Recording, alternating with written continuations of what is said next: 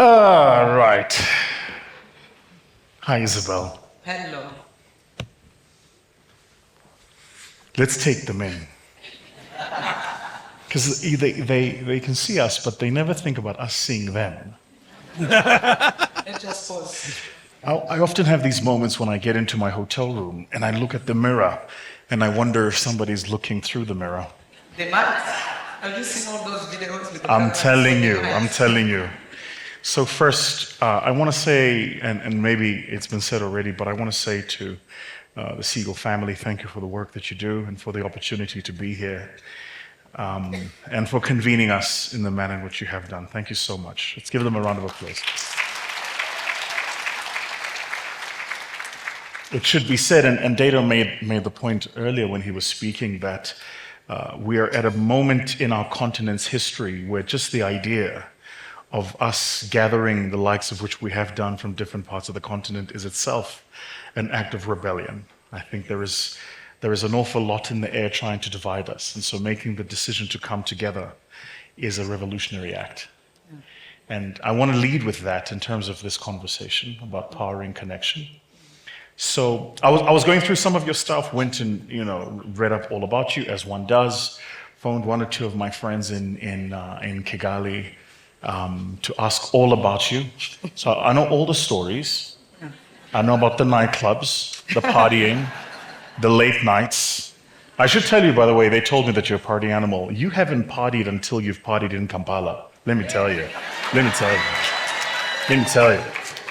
What ends in Vegas started in Kampala. Let me tell you. The Baganda people can throw down.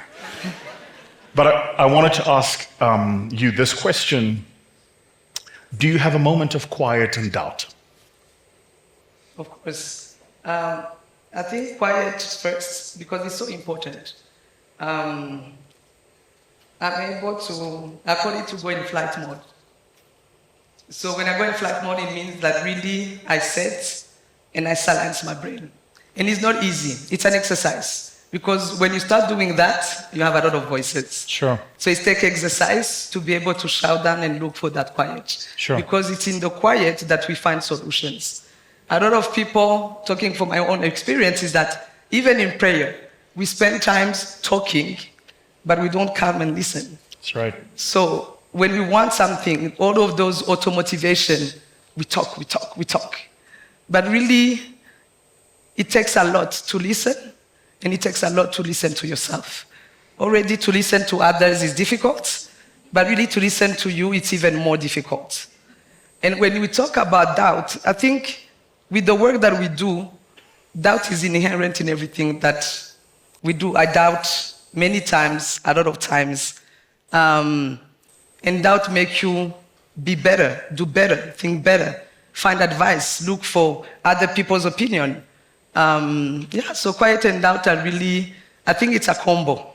Because when you are in your quiet moment, probably you are doubting too. I wanted to ask you this question because we're currently capital raising, so I know that you spend a lot of your time in that world. Yeah. How do you beg for money? I mean, let's just call it what it is. You know what? I'm capital raising. No, you're begging for money. That's what you're doing.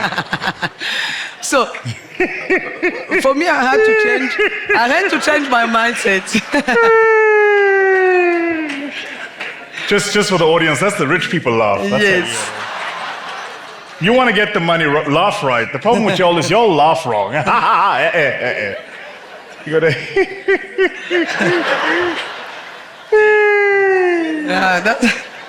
You gotta laugh to let them know you know how to eat right. That's what you gotta. Yeah. I would say that for me, I don't consider begging. The moment you think that you are begging for something, already you are inferior. Sure. To whoever you are begging to. Sure. I think that what we do, we are not begging.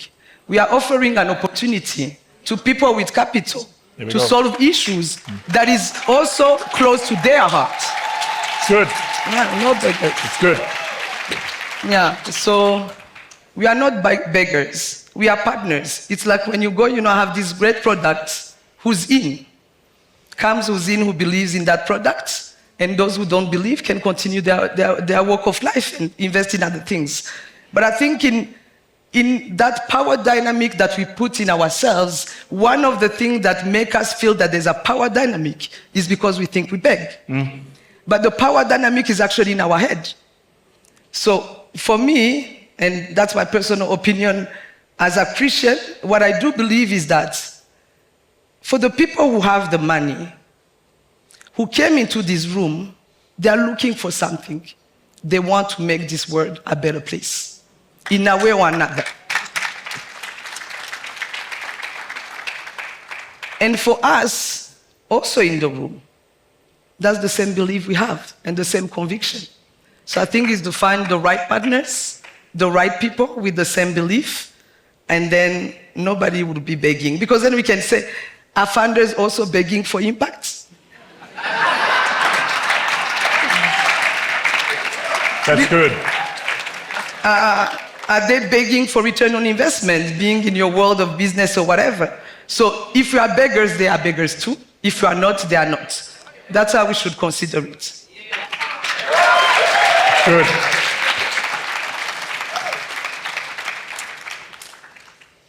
So I'm curious to get your thoughts, and I know we'll break to audience questions in a moment, but I'm a numbers guy, ergo my being one of the few people with a tie in here. My apologies. But I was looking at some of the numbers last night, actually, in preparation for this. So when I'm bored, I try to either, build a regression model or a Monte Carlo. These are fun for me, trying to work out statistical averaging. But I was looking at some numbers yesterday. You're going to find this interesting. In the year 1900, the population of all of Africa was an estimated 140 million people.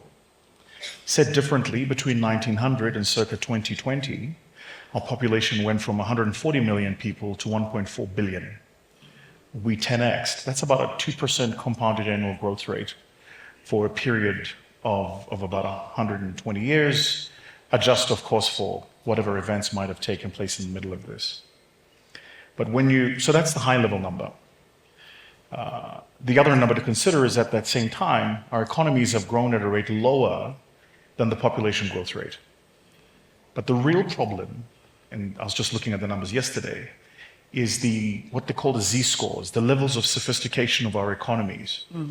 So whereas in the 1900s, we had 140 million people, we're at 1.4 billion now.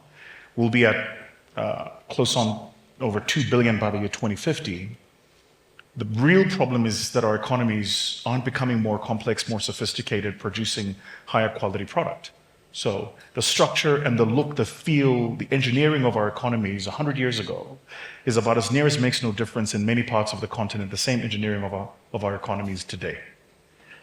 So the question for us to think about is this: if we're all smart enough to understand these problems, and we're all have the means, the wherewithal, the intellect, the capacity, the skills to get together and think about solving these problems, and we're all working to solve these problems, how do we move the needle?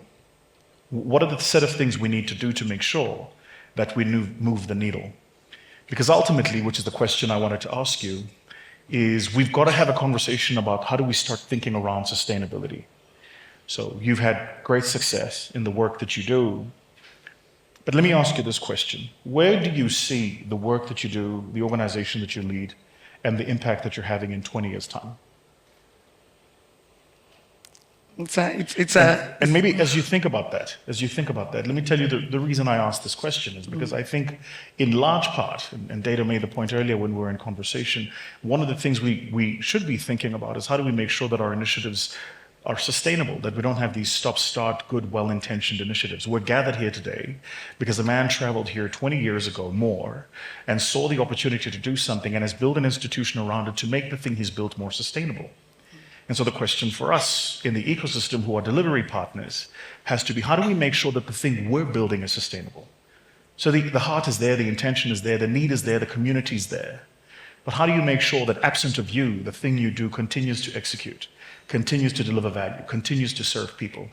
And I can only but ask this as an observer and wanted to understand from you, how do you think about building sustainability into how you're executing in your own environment? Yes. I think sustainability is a journey. It's a path.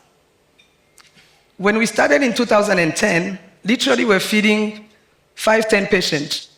Whoever would talk about our initiative, they would ask, so what is the sustainability of your model? And I always wondered, back then I thought, my sustainability is that that patient ate today. Because the idea of sustainability, and that's what you said, if we know the challenge, we have the skills, what is missing? It takes work to actually arrive to that sustainability. It takes to try. It's not about, this is what we think will solve those issues. Who's doing it, who's tried, who failed, who find the right solution, because maybe from some magic and some people have an aha moment, an idea, Sure. and the idea stays the same once they start. That's not my experience. Sustainability is built.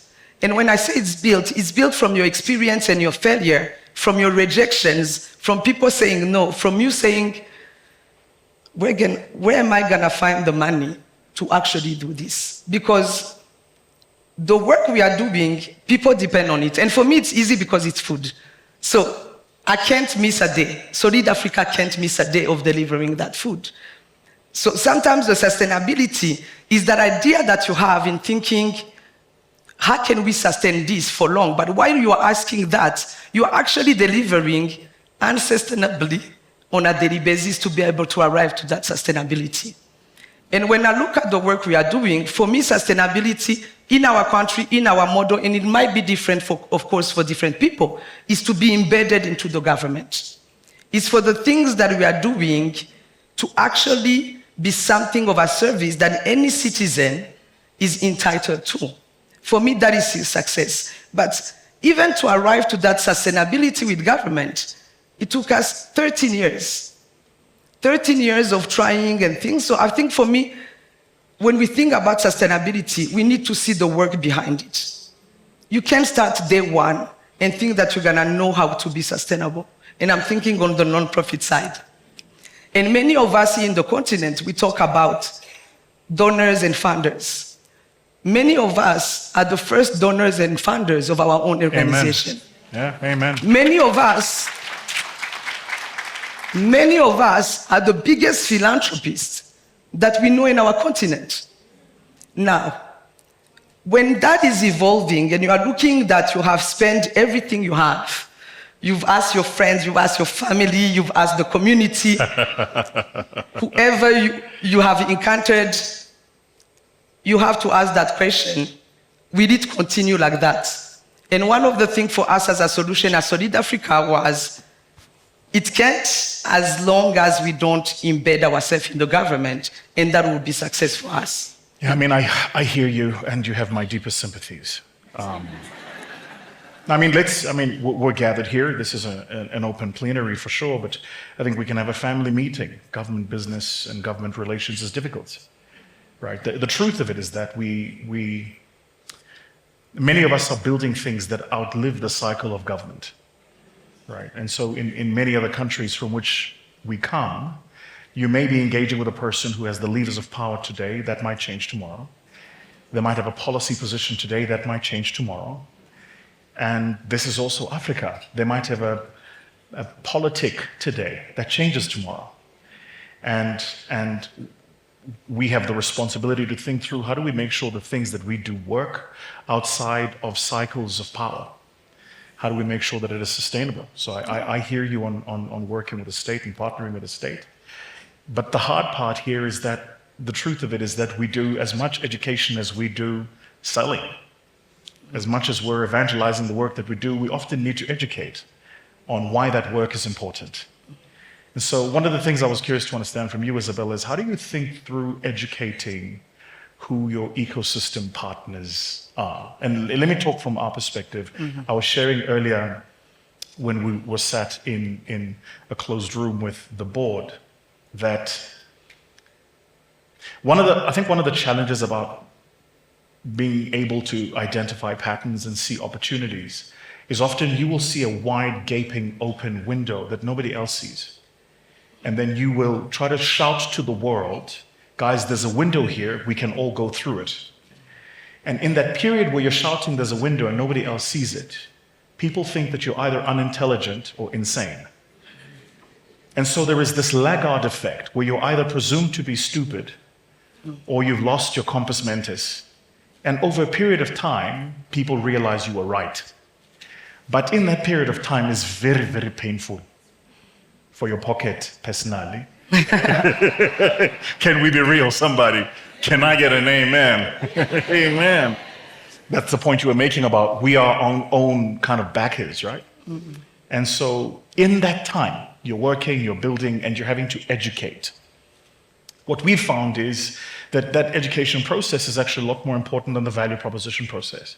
By the time you're going in to have a conversation in our business about what you can return, what your distributions might be, the impact that you can have, by the time you're having that conversation, you needed first to have started with an education about why the problem is worth solving in the first place.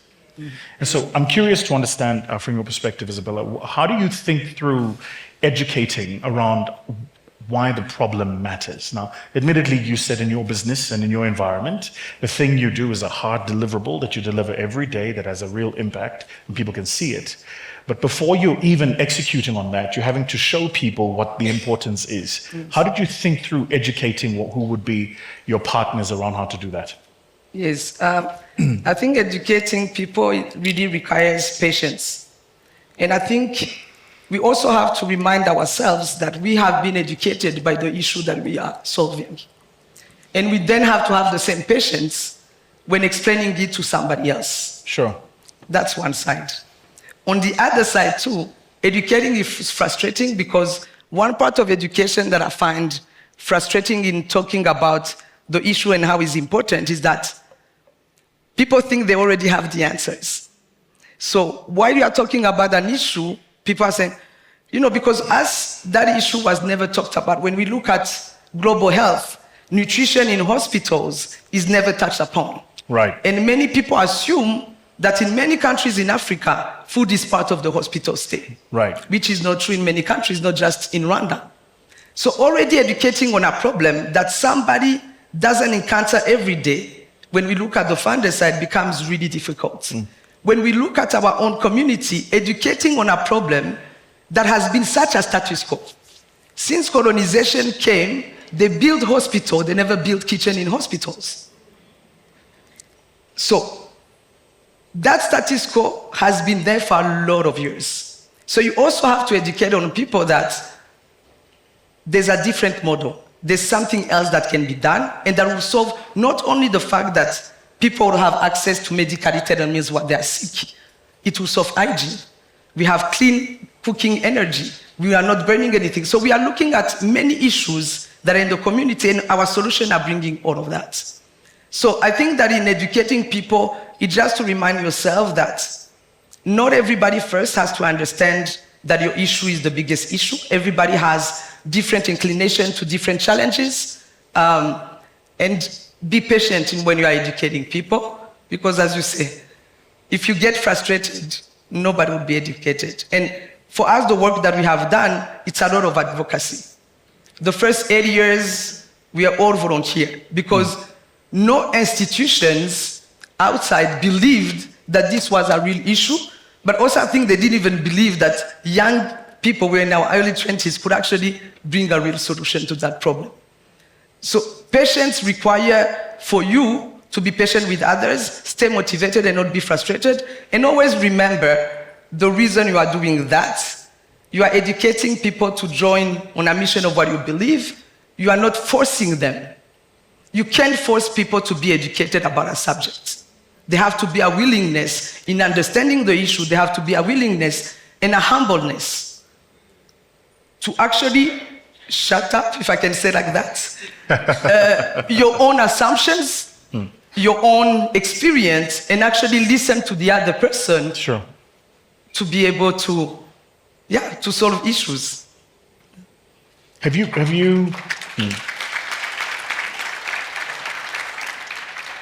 met Brian from Togo? Sorry? Have you met Brian from Togo? No, Do you guys know met Brian from Togo? So when you're an African and you're doing work evangelizing the continent, and you say, well, I'm from, I don't know, let me think of a place. I'm from Kinshasa, or I'm from Nigiri in Nairobi, and somebody says, oh, Do you know my friend Brian from Togo? No, I've never been to Togo. And so I asked that question glibly because there's also, my sister Chimamanda Adichie puts it beautifully, this danger of the single story. There is this lumping together of who we are. And the truth is that we are one. We have a set of values and cultures that make us the same. It's the reason the event here started with a drum beat and we had a spoken word and we danced. Let me make the point very clear. Nobody outdances South Africans. But let's move on from this. Let's move on from this. No, don't argue with me. Y'all can go argue with your ancestors. Don't bring it here. But so there are a set of things that are common to us. There is a warmth about what it means to be an African. There is just the fact that in the gathering of this room, there is a plethora of color and texture and patterns. This is a uniquely African thing. You don't have to be, this is why, I always say, you're not born in Africa, Africa's born in you. And this is true too, right? You can meet somebody who, we have by God's grace, we have an incredible business in the Caribbean. And so I spend a fair amount of time there. And one of the things I love about traveling to the Caribbean is you'll meet people who are generations in living in the Caribbean. But when you look at them, talk to them, and get a sense of their life and culture, they might as well be coming from any part of the continent. So it's in us. But that true as it is, there's also layers of complexity in the environments we operate in. And sometimes when we're engaging with international partners, there is the need to explain why the impact is important, but also the need to be honest about the layers of complexity. Because the complexity gets in the way. I shouldn't say this out loud, but the need sometimes by our administrators to over-regulate and under-innovate. To create the job, there must be a law that must be enforced. And so there's laws that we're all having to abide by, which laws are just not consistent with the environments we're operating in. And so when you're engaging with an international partner, you get asked about Brian from Togo. And you've got to move the conversation from, let's have a conversation about the complexity of dealing in the beauty of these 54, 55 nations, if you consider the continent that we're in. I want to ask you, how do you deal with the Brian from Togo syndrome? The Brian Everybody here is going to leave looking for Brian from Togo. Yes. I assure you. The Brian from Togos. How do I deal with that? I think, again, you try to justify. Like, I think at the beginning, do you know this, do you know that? Africa. I remember the first time I was going to the US, I would say I'm from Rwanda. They say, where's Rwanda? In East Africa. Where's East Africa? In South Africa? No. Told you. See? Told you. It's us. By the 10th trip, they would say, where are you from? Rwanda? Is it in South Africa? I would say, yes. Because tired of explaining where you are coming from.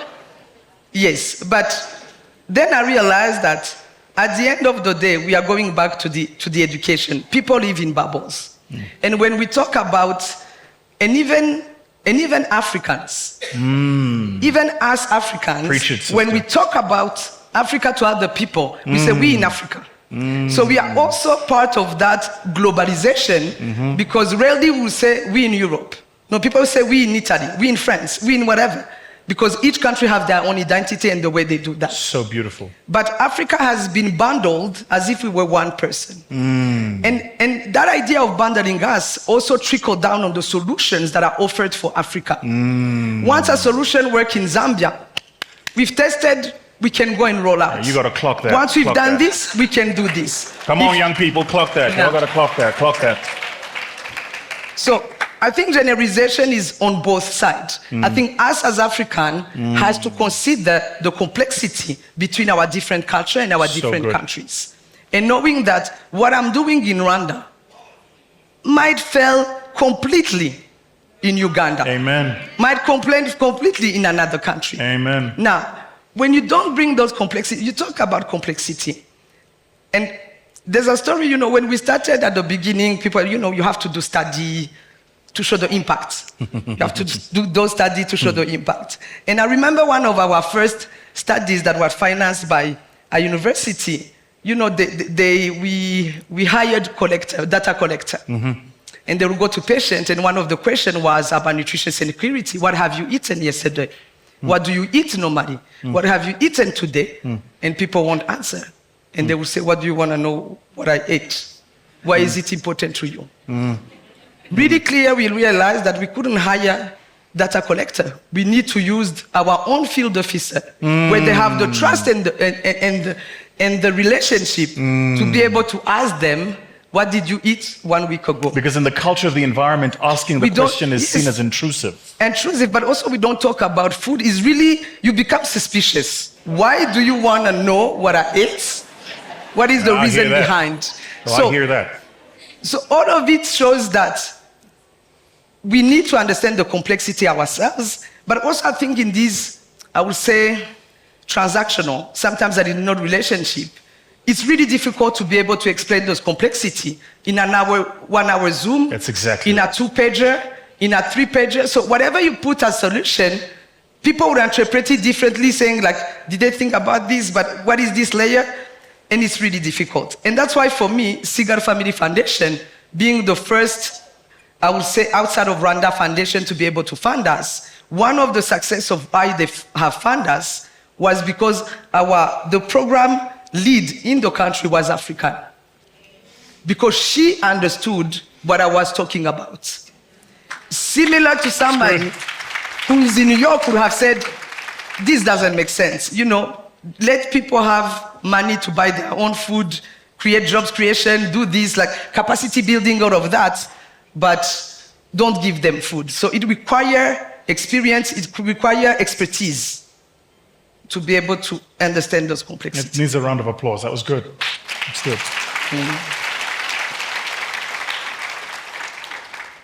I love the point you made about how complex our continent is, right? There are parts of the continent that if you travel to, you'd be forgiven for thinking you're in upstate New York. You'd be forgiven for thinking you're in Europe somewhere. And then there are parts of the continent that just off the gaze of the eye, you know exactly where you are. And by the way, these can be less than 10 kilometers apart, right? So we can go from first world to other world very quickly. And sometimes it's the ability to communicate. What I've found is sometimes where we struggle is the ability to communicate how people can form a life in an environment that is so complex, right? So how do people live? How do people explain and express life? Because everywhere in the world where there are people, there are certain things that are universal. There's somebody who has a child they love. There is somebody who has a family for which they have dreams. And there is somebody who has dreams for themselves. It doesn't matter where in the world you find them. And so trying to reduce it to the basic humanity of all people, I've found is something that adds value in the conversation. I can't get away from the fact, and you'll forgive me for asking the question, but I'll ask it anyway.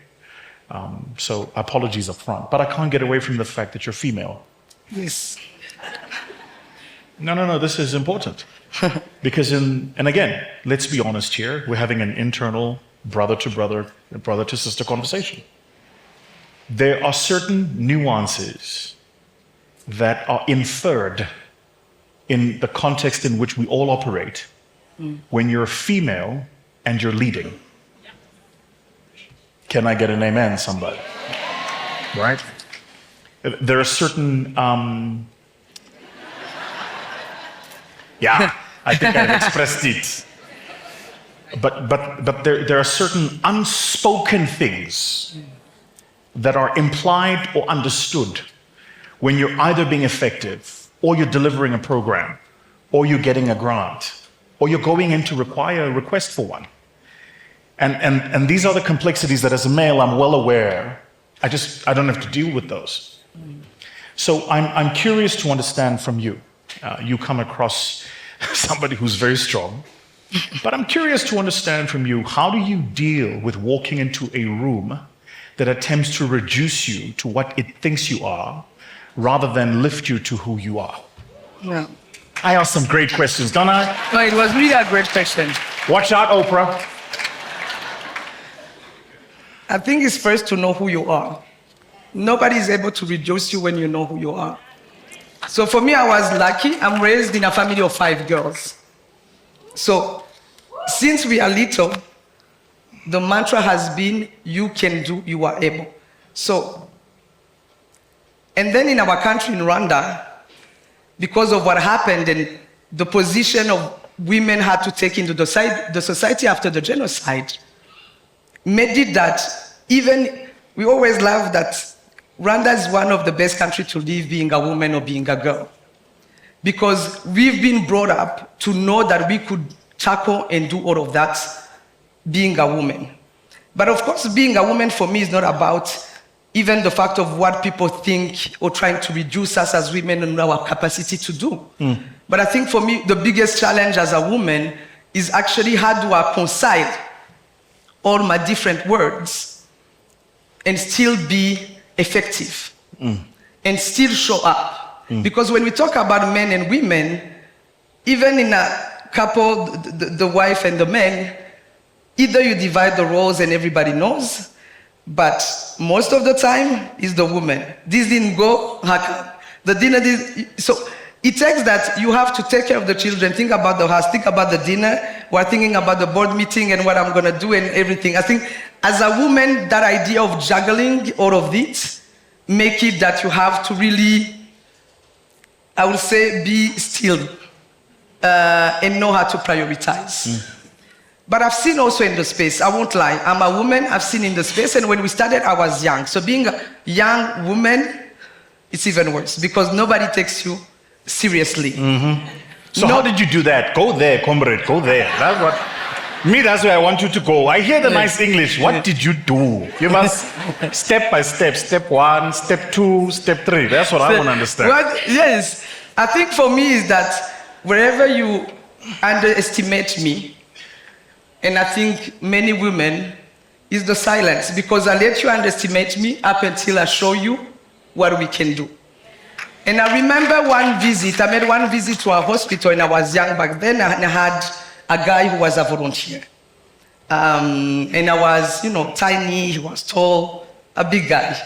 And we go to the hospital and everybody was presenting and talking to him, thinking that he is my boss and he's the guy they should convince. And I said there, really they were not even looking me in the eyes. You know when you're talking to two people, but you're actually only talking to one person. So, for me, it's like I stayed still. I didn't say I'm the one. Thing is, literally started 2 days ago, volunteering. But at the end, the question they said, so will you be able to help us?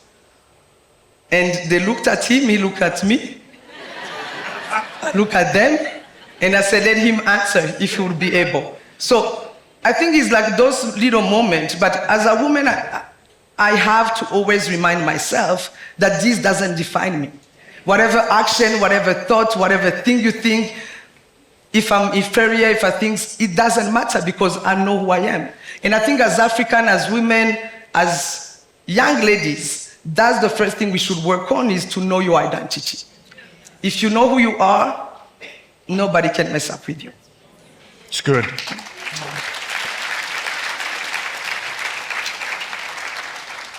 So I have one problem statement in my mind that's keeping me up at night. I'll lead with it and then I'll ask you what yours is, just because I genuinely want to know. And the question that's keeping me up at night is, can this be solved in my lifetime?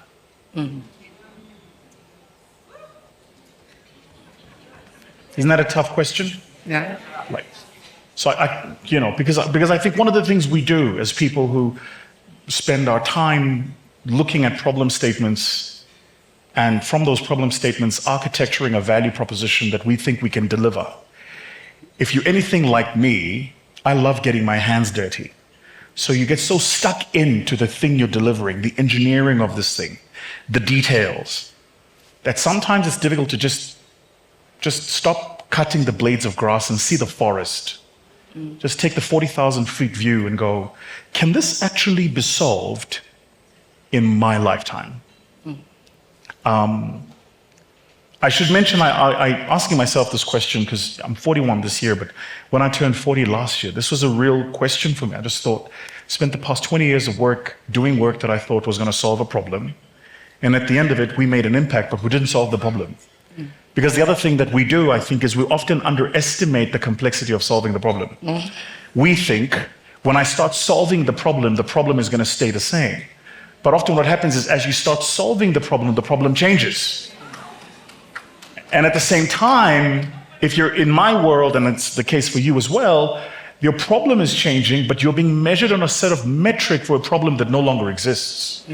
So now I've got to go back to the same group of people and say, you remember the thing we were measuring for? Yeah, we can't measure it now, nor should we be measuring it. The problem has changed. That takes time. And whilst they're going back to their head office to report, somebody else launches something. Now the problem is changing again now. Now what must I do now? So, the question for you. Do you think through your own mortality? Yes. And whether or not the problem can be solved in your lifetime? Yeah. I think about death, I won't say often, but for me it's not a scary topic. And when we look up, can it be solved in our lifetime? It's a good question to have.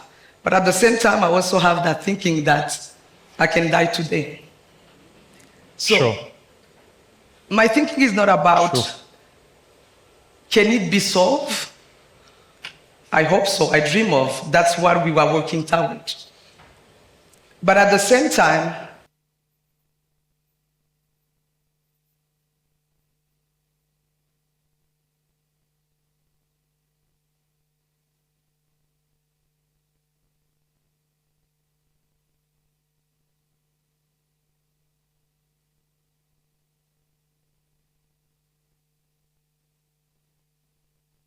but can we solve it in our lifetime?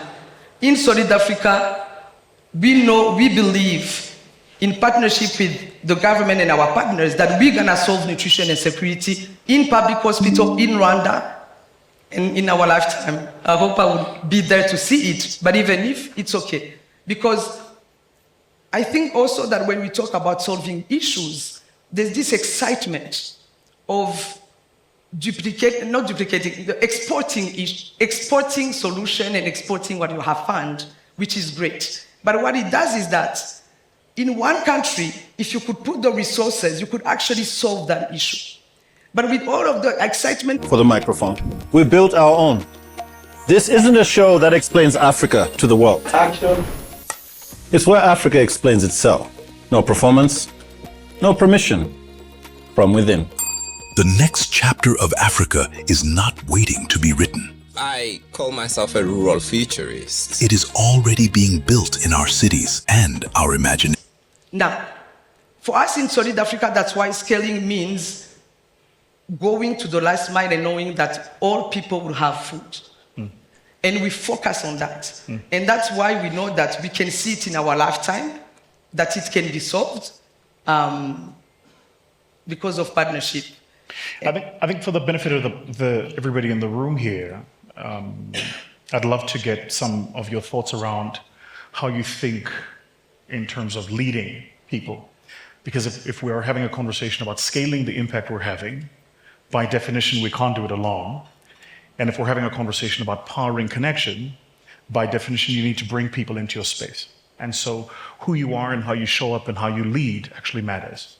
So whilst you think about that, I'll share with you guys my leadership principles. And I share these with our own team. So our first kind of leadership principle in the firm is don't tell me about the extra mile, just do the last mile right. So we often talk about going the extra mile. Now, going the extra mile means we do something beyond what we'd committed. But often we're not even doing the thing we'd committed, not completely. So can we just get the last mile right? If I've committed to execute X number of things for you in an SLA, then make sure that I achieve 100% of those things. Long before I throw in other commitments, and et cetera. That's the first. The second is, the default answer is no, give me a reason to say yes. Now that would sound strange, but the reason is because the problems we're solving are so complex, the scale is so big, there's so much opportunity to do the next thing, that it's actually very hard to just be disciplined in your execution. We are just going to do this. So the default answer is no. Give me a reason to say yes. Okay, we need to, branch out into doing this new type of, project. The default answer is no. Give me a reason to say yes. Hey, we've had a call from X and X partner. They say they want to partner with us on X, Y, and Z. Are we interested? The default answer is no. Give me a reason to say yes. And you'll notice, from our perspective, it's certainly been the case that once the conversation became the default answer is no, give me a reason to say yes, we gave ourselves the liberty and the freedom not to do things because we were chasing our own egos. Because often what happens is the ego now starts taking over, right? So that's the second. And then the third, which is probably the most difficult for us in the firm, is find the truth, not your version of the truth. The truth. I have a view, a perspective, a version of a truth based on the evidence I'm seeing. But unless I have several sources of data, I have no real way of testing whether or not what I know is actually true. So it can be my truth, but it is not the truth. And so often when we are having conversations about strategy and growth and what we want to do, we actually just drill it down to, is this our version of the truth or is it the truth? Okay, so I'll give you guys a very simple example as you think through this. There's currently an organization in South Africa, in the continent. I highly recommend all of you here find out who they are. They're a great group of young kids who are building the Bloomberg for Africa. Amazing. They're called STEARS. STEARS. And effectively what they do is they're collecting private data that is currently not published about what's happening in the private equity and venture capital markets across the continent. And they're removing the guesswork that a lot of us had to do in price discovery. We can now see who raised, who deployed, how much they deployed, what they earned back, and what they exited at. Which means we can go to the rest of the world and say, this is actually the true case of the investment story, not what somebody is telling you. Now, they have a version of the truth, but if you read their data relative with the IFC data, another version of the truth. You read the IFC data relative to the Africa Development Bank, a different version of the truth. And then in each of the different economies we all come from, each of those would have statistics generals, they have a version of the truth. So if I'm building an investment case about, we operate a fintech fund, for instance, operating in, investing in the continent to growth stage fintech startups, we've executed and completely deployed, but if I'm operating that, now I have a version of the truth versus what the truth is. So these are just some leadership principles. So I'm keen to hear from you. You are here now. Yes. I know the fact that you're here sitting next to me means somebody back home is doing the thing you would otherwise be doing. Yes. Which means you have to lead many people. And the minute you start doing things like partnering with governments, now you have to lead a lot of people.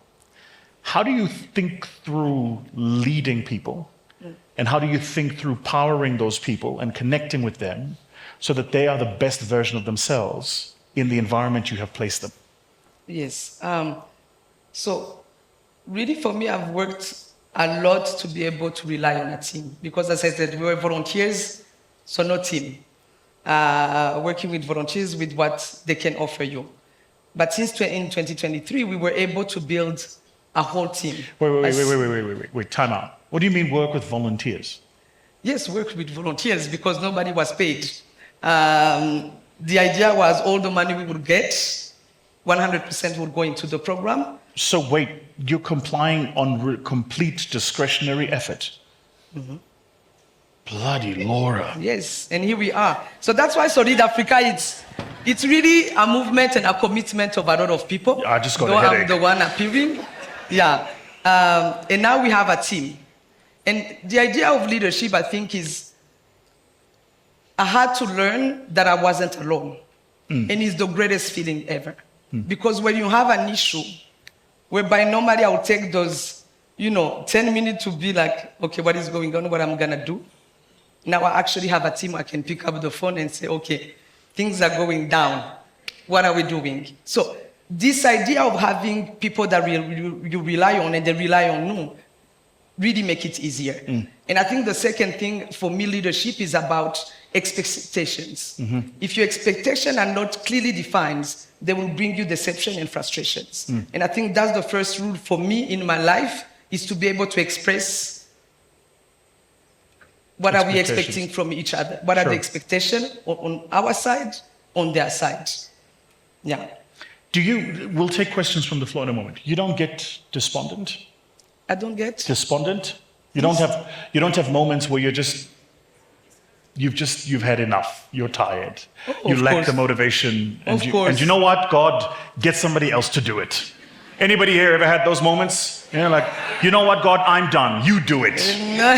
Actually, I mean, listen, you know, I don't want to preach, but if I was Moses by year 7, I'd have been like, nah, I'm going back. Yeah.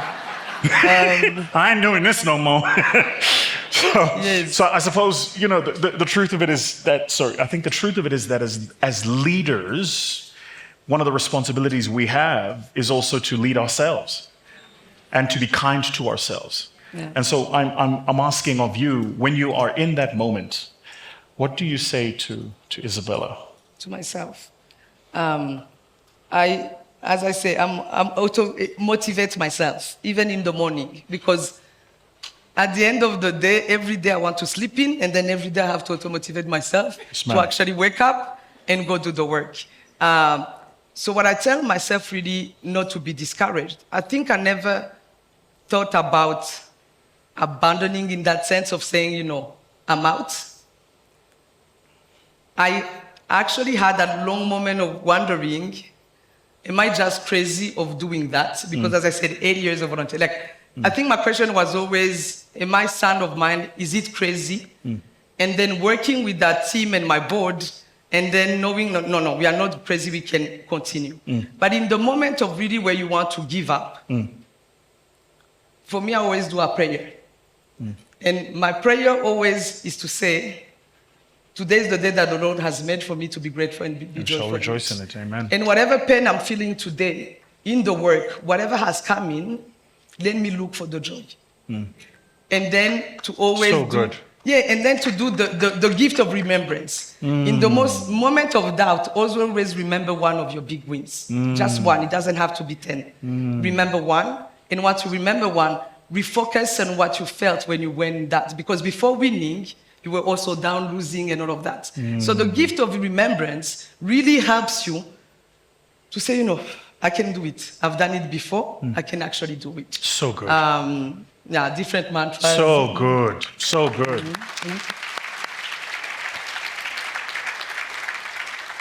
I'm going to copy that gift of remembrance one. I think one of the sins many high performers suffer is, does anybody else have this problem where you never take stock of your wins? You're always chasing the next win. Yeah. And then sometimes you just go back and you go, oh, wow, like this is me. I did do all this stuff, right?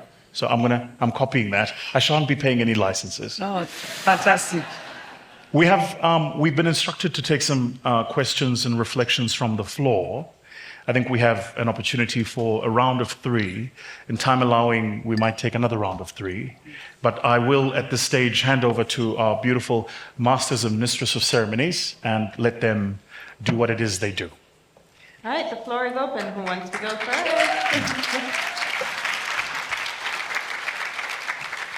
Let's start from that side. That side? All right.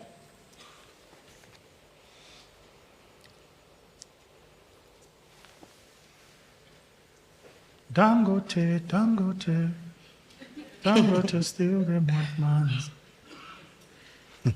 Good morning, Good morning. and thank you so much for that. I really feel like I'm in the right room.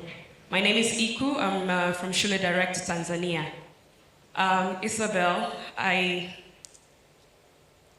am so honored to listen to you today. And my question, or rather my reflection, I work in education in Tanzania, and as you are thinking, I believe the only right way to do the work is to work with the government.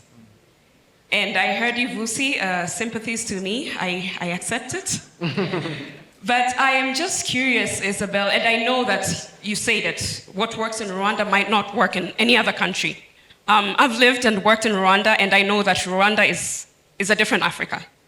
But I am really curious around working with the government. How do you ensure that DNA that you have as a founder, the curiosity, the innovation, how do you transfer that to the government? Because it's one thing that the government takes it up, But how do they continue with that innovation? Because 10 years from now, the problems will be changing. So how do you ensure that the government has it with that same DNA of innovation as they're continuing the work that you're doing? Otherwise, thank you so much. This has been a great session. Yeah. Thank you so much. I think you can answer that while we move to someone else. Yes. We have two more questions. Yes, please respond to that. Yes, thank you so much. And I don't think the only way is to work with government. I think for us in Rwanda, that's how we can have the most of the impact.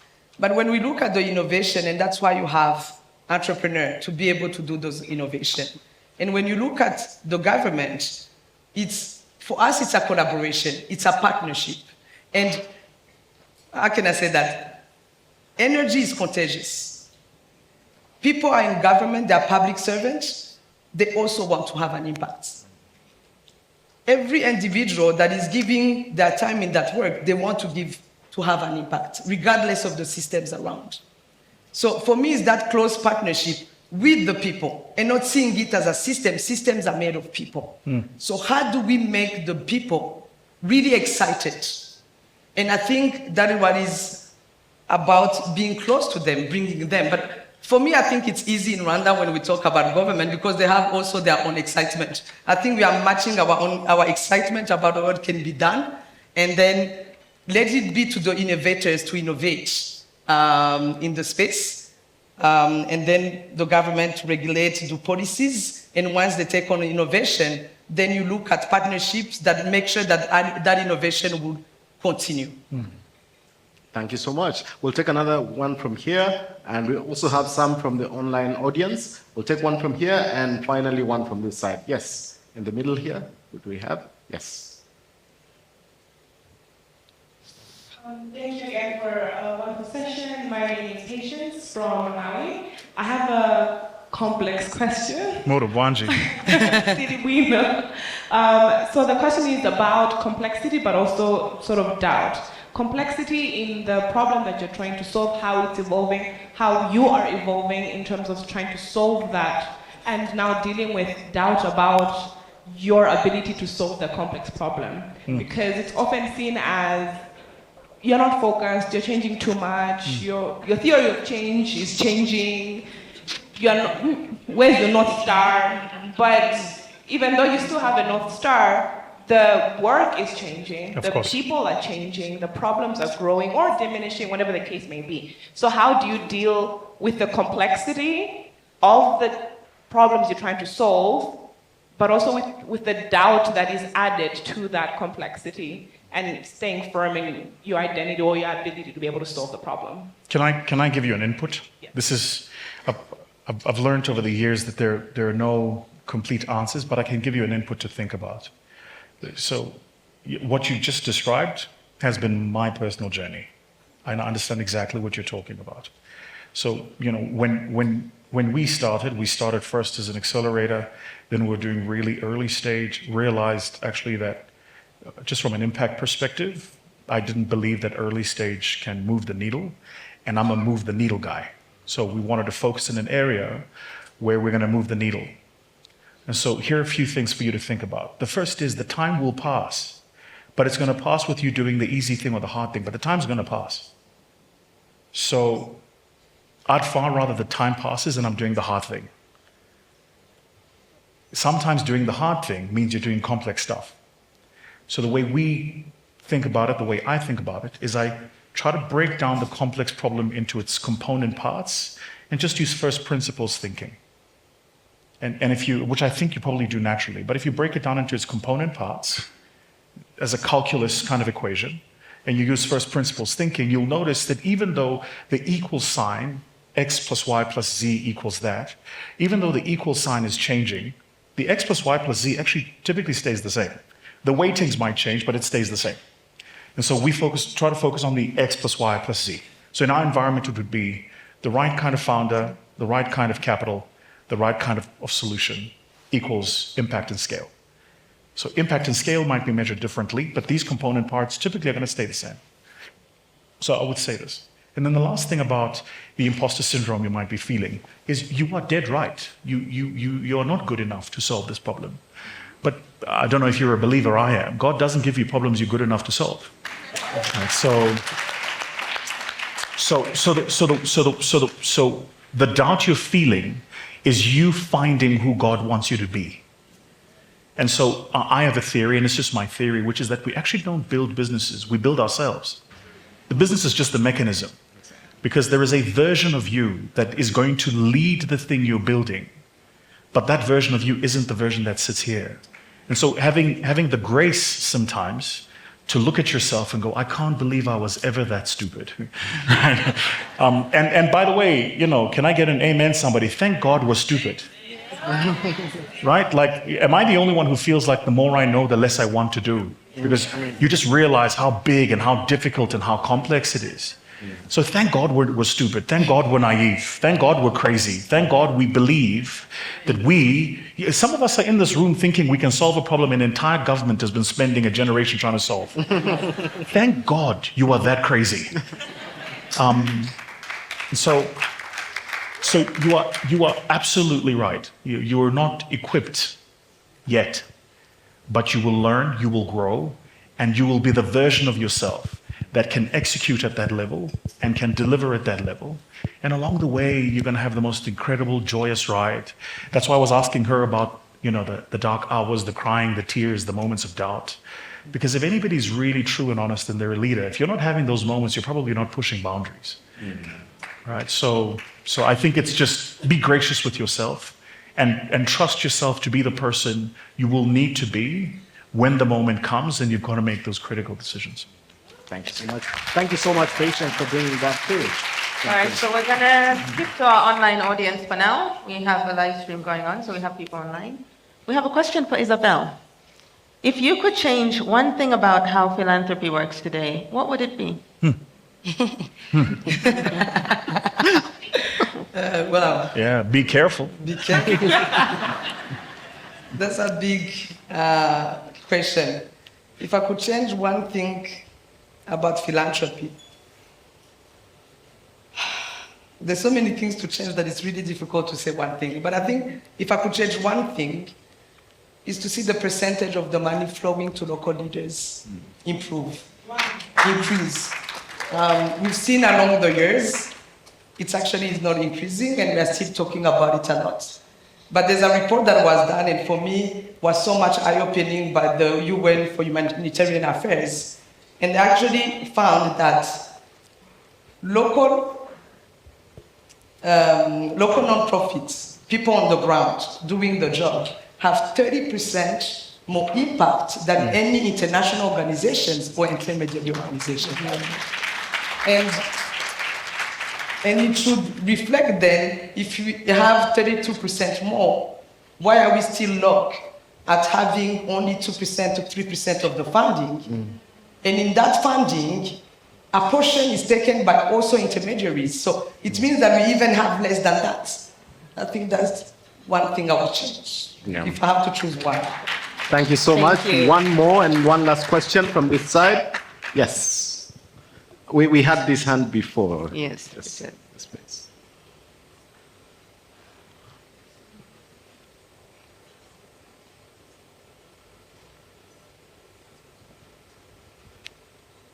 Thank you, Isabelle, for all the insights. I'm Hastings Nshane from Malawi. I want to talk to Isabelle as a human, not as this strong leader. So at some point I proposed somewhere that as founders, maybe we need a room where we can just go and cry. Because we live in a society where everyone wants us to be strong, to act strong, and wear this mask where we have everything figured out. And I wanted to understand that side of you, that human side, that weak side of you. Have you had those moments?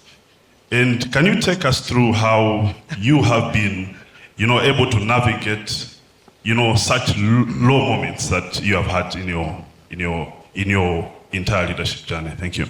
Yeah. So for people who knows me, they know I really cry easily. So I don't think I need a room to go cry, because cry is part of of how I deal with my emotions and make it easier. And I know crying is not a gift many people have, but for me, I consider it as a gift. Okay. And when I look at those moments, I think for me the most difficult years were the beginning because of all the rejections, of all the no's. You don't fit, you don't that. It won't work. Even one day a guy told me, whatever you are doing in South Africa, this ship is gonna, it's gonna drown, it's gonna shrink, it's gonna be destroyed. And I remember that sentence, to a white guy from South Africa doing a consultancy for another company, having the audacity of resuming many years of what you do. And literally we were 30-minute meeting, it was not even an hour, and just conclude that. So either you go back and you cry, but also I've learned by practicing a lot, tears don't change things. Tears don't change things, they make you feel better, and then you can think. But at the end of the day, what your tears and crying should bring is the absolute perseverance that you will be able to do this and succeed about it. Because I don't think that the issue is like looking at the target, am I gonna reach the target? Once you ask that question, there's a guy who said that is that you are already missing the target. You have to look at the environment and know you're gonna reach the target. Yeah. And be sure about that. And for all the moments, I think crying is good, and I think what is good also is to have a community. To have a community of people that are doing the same thing, going through the same things, where you can go and just cry and just talk and not be careful about the word you're gonna say. But not only the community of doers, but also have a community of funders, where you find friends in funders, where you are talking about those issues. They're not calculating, does it mean that this impact is not like this? Does it mean that this KPI is no? Somebody where we're talking human to human, because failures is not only for the doers. It's also on the other side. So what I will say, cry as much as you want, and make your cry be the motivation to do better and succeed. Thank you. Thank you, John. I think we can squeeze in one last question, because there's a lady whose hand went up and was up for a really long time. And, I used to be that girl in school. There in the line green. Yes, it's you. Yes, you can ask your question. Please pass the mic to her.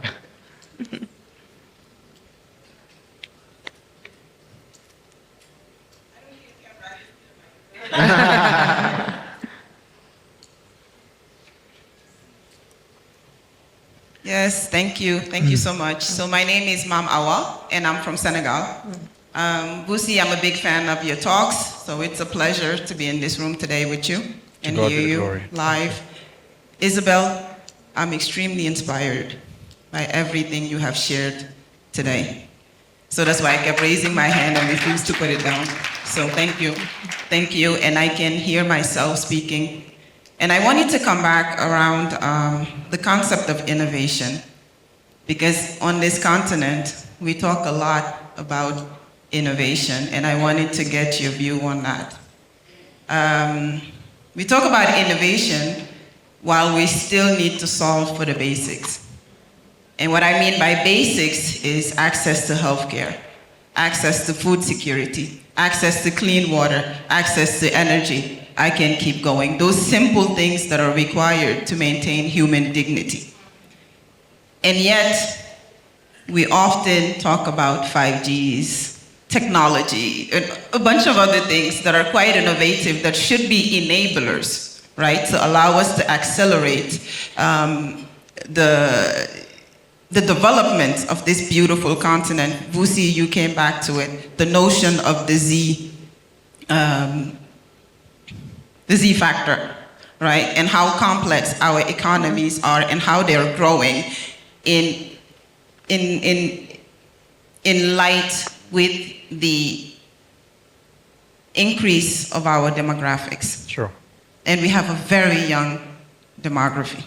And when I say that, in Senegal, I became conscious of that in Senegal, and I'll end there, in 2022, when we first won the World Cup.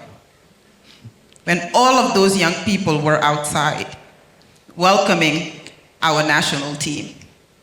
It was a celebration, but for me, it was a wake-up call of what are we doing with all of these young people? How are we enabling access to opportunity for all of these young people? So when we talk about now the concept of innovation, Isabelle, my question to you is, what is your view? What is your view on that? Because oftentimes funders also, they will bypass your project because they don't find it innovative enough. Innovative compared to what context? Right? So maybe coming back to you, just what is your view on innovation? What does innovation mean to you? Thank you.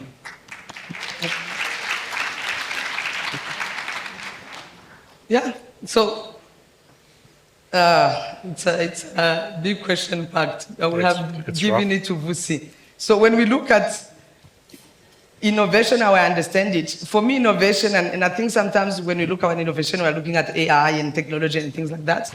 For me, innovation is how can I make it better, quicker, more affordable, more accessible, more available. And we can add on adjectives.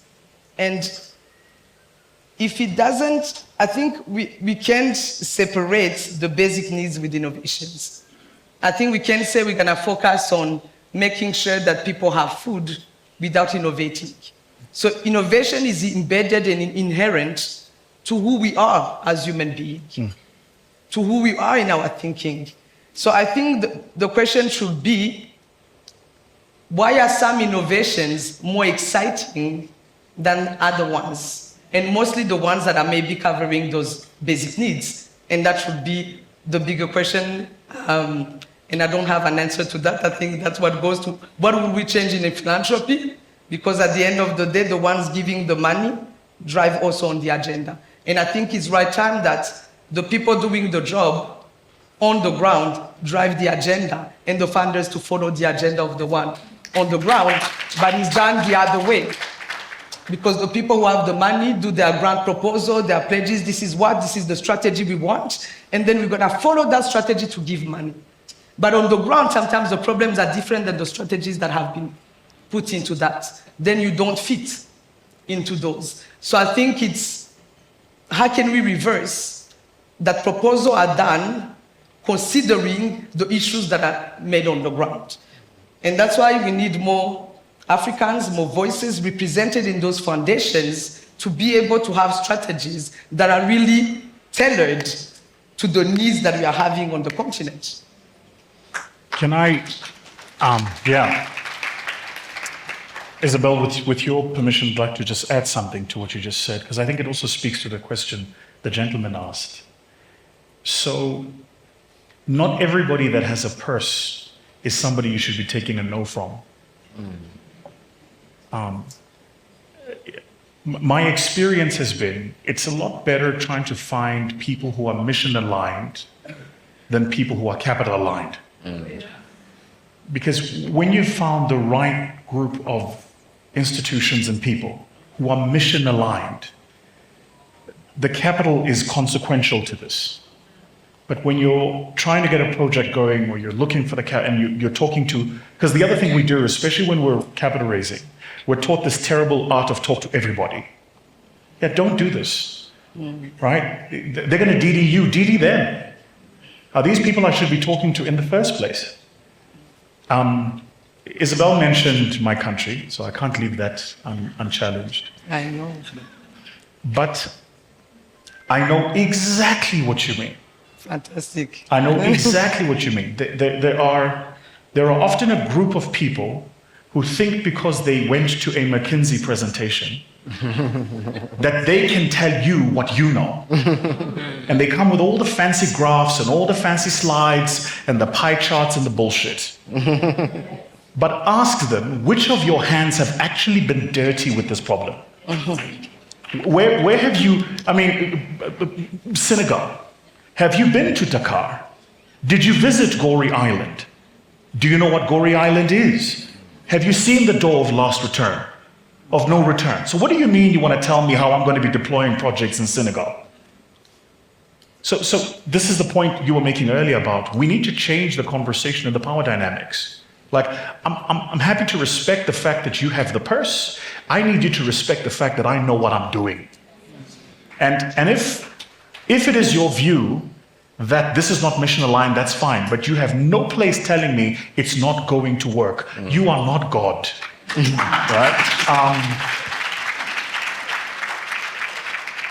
And I can't tell you how personally I have heard messages from people who've had messages from people telling people that they will never meet with you again because they said you're arrogant. I'm not arrogant. I'm just very clear on the work.